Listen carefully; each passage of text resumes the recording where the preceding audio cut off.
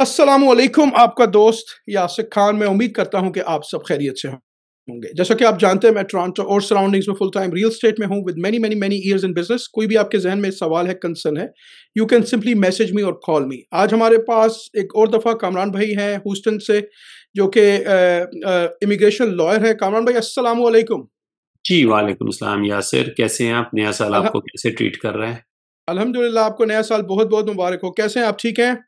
जज़ाकल्लाह, जज़ाकल्लाह। आई came back from Spain, जहाँ थोड़ी-सी छुट्टियाँ गुज़ारी और वो इस नियत से मैं गया था कि it was hub of Islamic culture eight one time. लेकिन आहिस्ता-आहिस्ता ये एहसास हो रहा है कि वो जगह जहाँ पे मस्जिद भी थी और चर्च भी थी, तो चर्च इज़ स्लोली ओवरपावरिंग। क्योंकि चर्च के अंदर आप ड्राइंग्स करते हैं, आप आर्टिफैक्ट्स बनाते हैं, जबकि मुस्लिम कल्चर में वो नहीं होता। तो आहिस्ता-आहिस्ता वो जगह जो हैं वो ख़त्म होती जा रही हैं। जो लोग भी सफ़र करते हैं, आई वुड रिकमेंड कि वो कैप्चर करते रहें वो चीज़ें, क्योंकि पता नहीं आइंदा जनरेशंस को वो मिलती हैं या नहीं। चलिए, दैट्स गुड कि आपने एन्जॉय किया स्पेन में, दैट्स वेरी गुड। तो आप फ्रेश रेडी फॉर 2025, हाँ? Ready for 2025? फ्रेश तो नहीं हूँ क्योंकि खाँसी और नज़ला जो है वो चल रहा है, सो इंशाल्लाह वो पूरा हो जाएगा। अल्लाह ताला आपको सेहत दे। कामरान भाई, बहुत शुक्रिया, आपको हम टाइम टू टाइम डिस्टर्ब करते रहते हैं अपनी ऑडियंस के लिए। आज का हमारा जो टॉपिक है वो है जी H1B। लास्ट टाइम हमारा टॉपिक था E2, जो कि इन्वेस्टमेंट कैटेगरी थी। वो वीडियो मेरे चैनल पे मौजूद है। कोई भी इन्फॉर्मेशन चाहिए हो, आप कामरान भाई को उनको ईमेल कर सकते हैं, उनसे कंसल्टेशन कर सकते हैं। तो कामरान भाई, H1B के बारे में थोड़ा-सा बताइए कि क्या टाइम फ्रेम है? क्या पॉसिबिलिटीज़ हो सकती टू हैं? डिस्कस द H1B, और वो ठीक है? इसलिए क्योंकि ये साल में एक दफ़ा आता है और ये अभी आएगा मार्च में, ठीक है? और इसके बाद फिर ये नहीं आएगा। फिर ये अगले साल फिर मार्च 2026 में आएगा। ठीक हो गया, तो बिल्कुल ये ठीक है। जो H1B वीज़ा है, it is in sharp contrast to the E2 जो पिछले दफ़ा हमने डिस्कस किया था। ठीक है, ये H1B होता है एम्प्लॉयमेंट वीज़ा।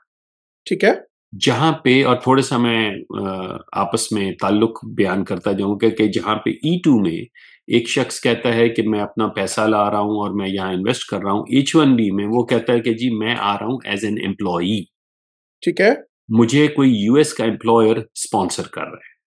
ठीक है, उसकी पहली शर्त ये है कि जिस शख्स को बुलाया जा रहा है उसके पास कम से कम 16 जमातें होनी चाहिए, 16 इयर्स ऑफ एजुकेशन।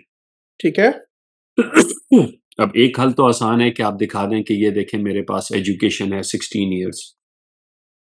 दूसरा ये है कि it can also be a combination of education and experience.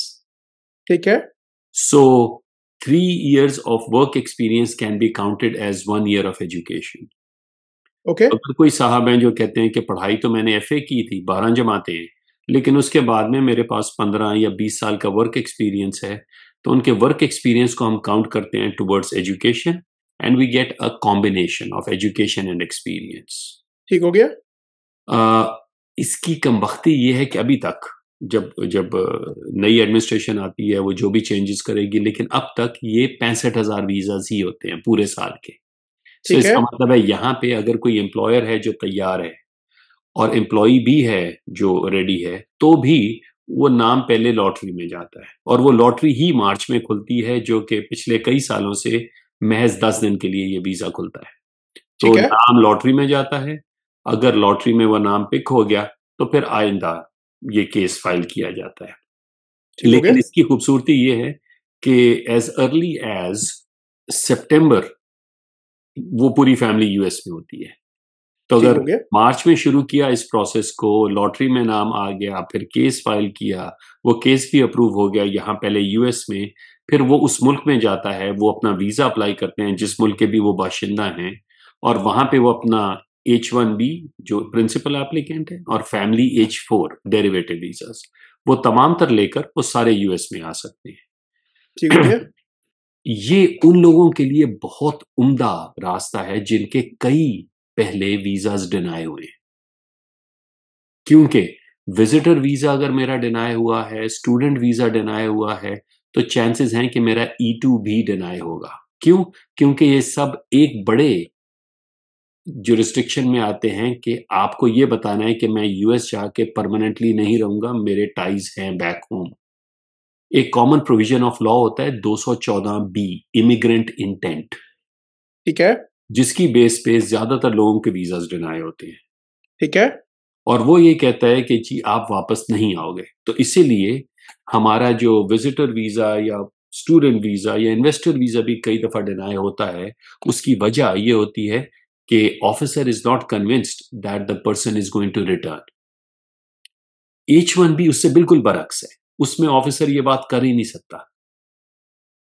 तो इस वजह से वो बहुत सारे अफराद जिनके विजिटर वीजास डिनाइड हैं, स्टूडेंट वीजास डिनाइड हैं, उनके लिए H1B एक बहुत अच्छा मैकेनिज्म है कि जहां पे वो कहते हैं कि जी मैं, हमारा एक एम्प्लॉयर है जिसने हमारे लिए फाइल किया है और हम जाना चाहते हैं।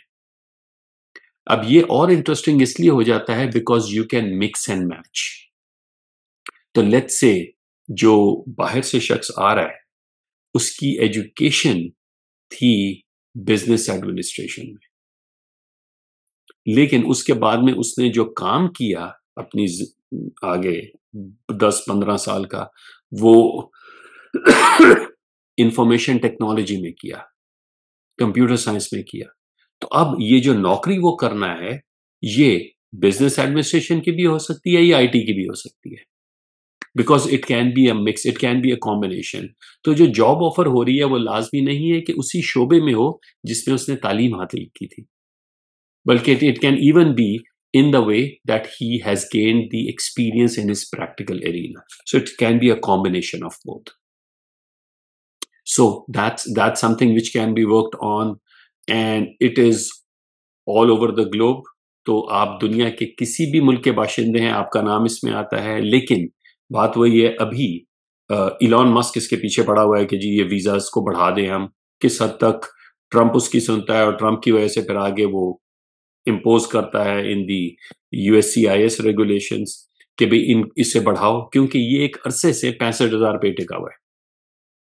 ये ऐसा नहीं है कि हर साल वो 65,000 की बजाय अब 70 हो गया, 75 हो गया, अब 90 हो गया। ये जब से बना था H1B तब से 65,000 पे ही है। और अब जिस तरह पूरी दुनिया में है कि माइग्रेशन होती है, इकोनॉमिक माइग्रेशन, लोग आते हैं, तो जरूरत है कि ये नंबर बढ़े, लेकिन इसका फायदा बहुत ज्यादा है। और ये 3 साल के लिए मिलता है शुरू में, और उसके बाद में फिर मजीद 3 साल के लिए मिलता है। तो इसका जो शुरू की टोटल मुद्दत है, जिस तरह E2 है, वो आपको पाकिस्तान से या बाहर कहीं से जब आप वीजा मिलते हैं तो 5 साल के लिए मिलता है, लेकिन E2 इज रिन्यूएबल जब तक आपका बिजनेस है। H1B की कैप होती है, एक हद है, यानी कि मैक्सिमम 6 साल के लिए मिलता है। और इस दौरान आप अपने एम्प्लॉयर्स भी शिफ्ट कर सकते हैं कि पहले एक एम्प्लॉयर ने किया, फिर दूसरे के पास चले गए, फिर तीसरे के पास।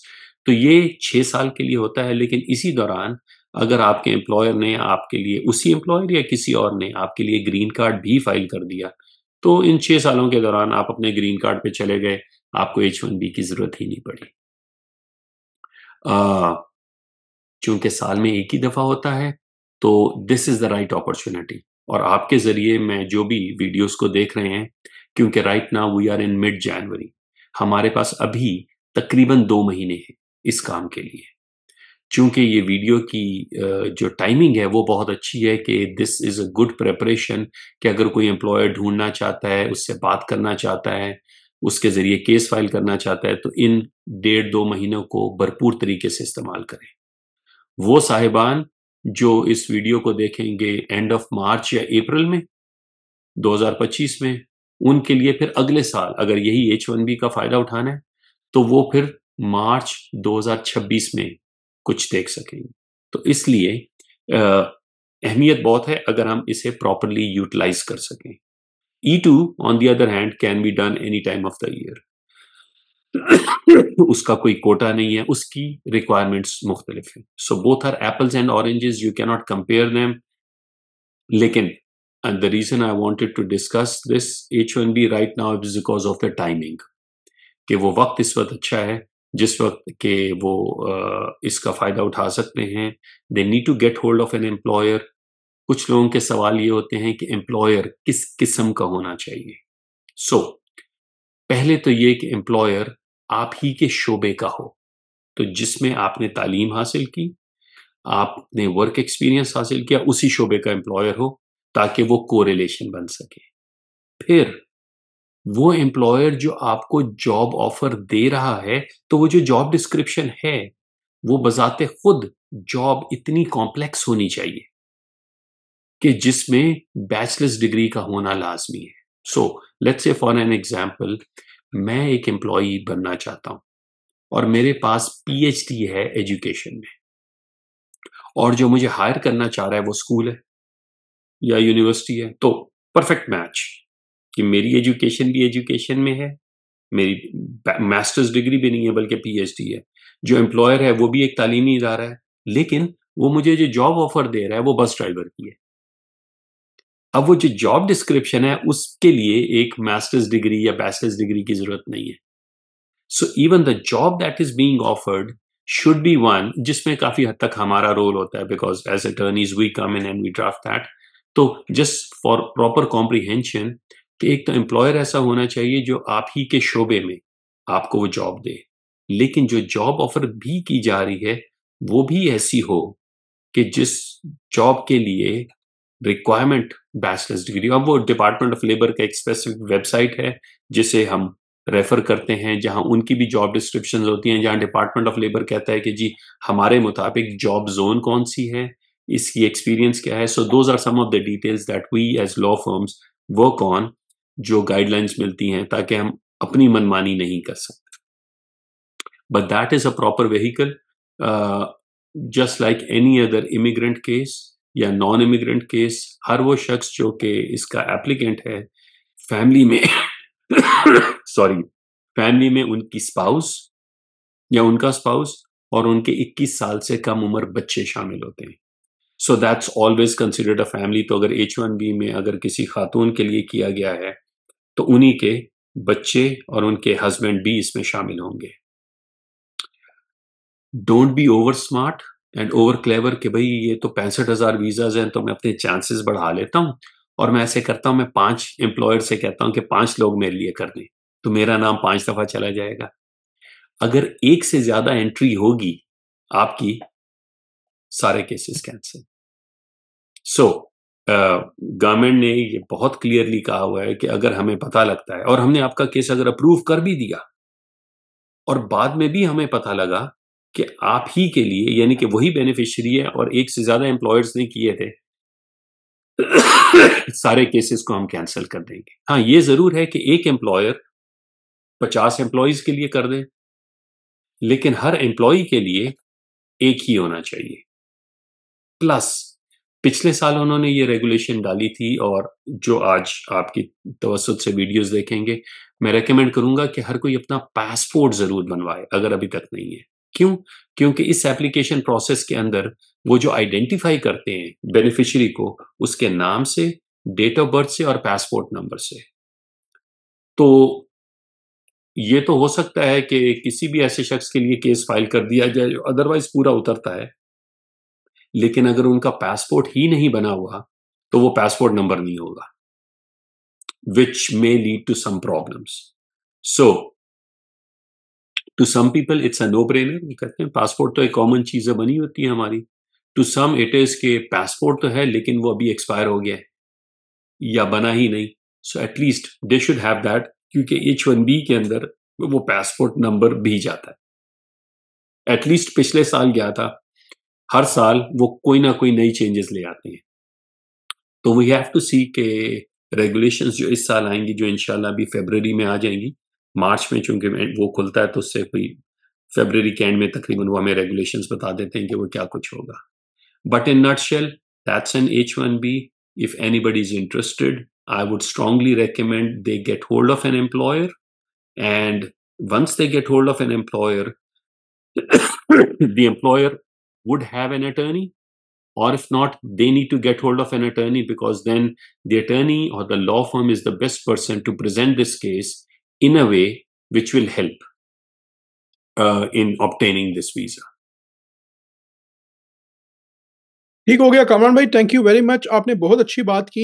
टाइमिंग्स बहुत इंपॉर्टेंट हैं जिस तरह कामरान भाई ने मेंशन किया। अच्छा कामरान भाई, अब यहाँ पे एक सवाल रेज होता है कि फॉर एग्जांपल किसी के पास एजुकेशन है और उसको 10-15 इयर्स हो चुके हैं, now he is somewhere 48-50, right? तो टाइम इसमें एज की कोई रिस्ट्रिक्शंस हैं क्या? No sir, age has nothing to play. Obviously अगर मैं एक 25 साल का लड़का हूं या लड़की हूं, तो मेरे पास तो 15 साल का एक्सपीरियंस नहीं होगा। मेरा एक्सपीरियंस बनेगा ही तब जब मैं 45-50 का हो जाऊंगा। So then it's a combination of education and experience, and there is no shortcut to that. ठीक लेकिन है। Age has no role to play कि आप यूएस तभी आ सकते हैं जब आप इस खास एज ब्रैकेट में हो। ठीक है।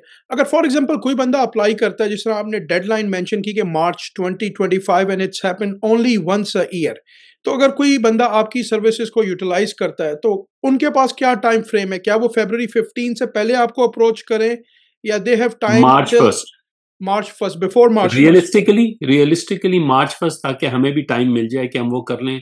जब तक वो विंडो क्लोज नहीं होती, कई दफा वो विंडो चलती है अप अंटिल मार्च 30th। उस वक्त फिर ये होता है क्योंकि हमने डेटा भी कलेक्ट करना होता है। ये नहीं कि मेरे पास कोई आया और उसने कहा H1B फाइल कर दें और मैंने कहा चलें 2 मिनट में कर दिया। मुझे एम्प्लॉय की इन्फॉर्मेशन लेनी है, एम्प्लॉयर की इन्फॉर्मेशन लेनी है, तो इन सारी चीजों में कम से कम 3 से 4 दिन लगते हैं। तो अगर विंडो बंद हो रही है मार्च 25 को, तो मार्च 10 तक, मार्च 15 तक, कई दफा ऐसा भी होता है कि then I have to leave everything, और उसी दिन मुझे उनकी सारी चीजें करनी पड़ती हैं। So when it's dire circumstances I resort to that. लेकिन कोशिश ये होती है कि if you want to be free from any errors, जितनी जल्दी है वो करें। So reasonably March 1 should be the deadline. ठीक है। अच्छा, कोई अगर अमेरिका के अंदर विजिट वीजे पे है, तो क्या वो विजिट वीजे को H1B में कन्वर्ट कर सकता है टाइमली मैनर्स में? डिपेंड्स, क्योंकि H1B फाइल तो होता है मार्च में, और उसके बाद में लॉटरी में नाम आता है तो आप केस फाइल करते हैं अप्रैल में। लेकिन उसकी जो एक्टिव होना है, किक इन होता है कि कब से वो वैलिड होगा, वो अक्टूबर 1 से होता है। अब होता ये है कि फर्ज करें कोई साहब आज यूएस में बैठे हैं, जनवरी 15 2025, उनका और वो आ जाए, तो उनके 6 महीने तो खत्म हो जाएंगे जुलाई 15 को। तो जुलाई 15 से अक्टूबर 1 तक का पीरियड जो है वो कैसे उन्होंने मेंटेन करना है, दैट्स अ डिफरेंट टॉपिक। तो इसलिए ये नहीं है कि मैं विजिट वीजे पे आ गया और मैं बैठ गया, मैंने कहा मेरा एम्प्लॉयर H1B फाइल कर देगा। क्योंकि मुझे ये भी ध्यान करना है कि जब तक मेरा H1B अप्रूव और वो एक्टिव नहीं होता, और एक्टिव वो अक्टूबर 1 से पहले होगा ही नहीं। मतलब that is plain and simple. उसकी जो H1B की गाइडलाइंस है वो ये है ही ऐसी कि अप्रैल में आपने फाइल करना होता है, जो एक्चुअल केस है। मार्च में तो सिर्फ उसकी लॉटरी है, और उसके बाद में उसकी जो स्टार्ट डेट है वो अक्टूबर 1 होती है। तो ये इस गैप को भरने के लिए हमें फिर कुछ और करना होता है, कोई ना कोई एक्टिविटी। ठीक है। अच्छा, इसमें बहुत अच्छा आपने गाइड किया कि डेडलाइन का जो भी इस वीडियो को वॉच कर रहा है, मैक्सिमम टू मैक्सिमम इसको शेयर करें, हो सकता है किसी को बेनिफिट हो जाए। कमरान भाई की पूरी डिटेल्स जो हैं वो मैं डिस्क्रिप्शन में डाल दूँगा, इनके ईमेल एड्रेस वगैरह डाल दूँगा। अगर आप कामरान भाई के साथ कंसल्टेशन करना चाहते हैं, तो आप उनको ऑफ़िस में ईमेल करें। उनका जो स्टाफ है फ्रंट डेस्क का, वो प्रॉपर टाइमली मैनर्स में आपको रिस्पॉन्स करेगा। इनकी कंसल्टेशन के चार्जेज़ होते हैं आवरली, कमरान भाई 250 इफ आई एम नॉट तो मिस्टेकिंग? It's 250 per hour. जो अगर आप रिटेन करते हैं वो तो उसमें एडजस्ट हो जाती है। ठीक है, तो आपने कंसल्टेशन करनी है तो ऑलवेज़, अगर आप यूएस आ रहे हैं, डज़न्ट मैटर आप E2 पे आ रहे हैं, H1B पे आ रहे हैं, किसी उस पे भी आ रहे हैं, तो कोशिश आपकी ये होनी चाहिए कि एक तो लीगल स्टेटस में रहें, और दूसरा लॉयर को एक प्रोफ़ेशनल अप्रोच आपके पास ज़रूर होनी चाहिए। कामरान भाई, इसके अलावा कोई ऐसी कोई ख़ास चीज़ हो जो कि उनके लिए बेनिफिट हो सके बिफोर मार्च 1? अभी तक तो नहीं, मतलब there is no new regulation जो कि गवर्नमेंट ने निकाली है या कहा है कि जी इससे आप उठा लें। Everything is the same. सिर्फ this is one of the burning topics at the moment. बाकी ये जरूर है कि will discuss in future discussions as well कि कैसे गवर्नमेंट जो है वक्त के साथ साथ मजीद सख्त होती जा रही है अपनी इंटरप्रिटेशंस में, अपनी एडजुडिकेशंस में, उन छोटी छोटी चीज़ों को उठा रही है जिन्हें पहले वो फॉरगिव कर देती थी। तो वो चलें, इंशाल्लाह किसी और नशिस्त में हम तफसीली बात करेंगे। Well thank you very much Kamran भाई वंस अगेन आपने जो अपना इतना अच्छा कीमती टाइम दिया और आपने जो गाइड किया H1B के बारे में। जो इस वीडियो को देख रहे हैं टाइम बहुत ही इम्पोर्टेंट है मार्च 1 2025। अगर आप ये वीडियो मार्च के बाद देखेंगे तो H1B only happening once a year.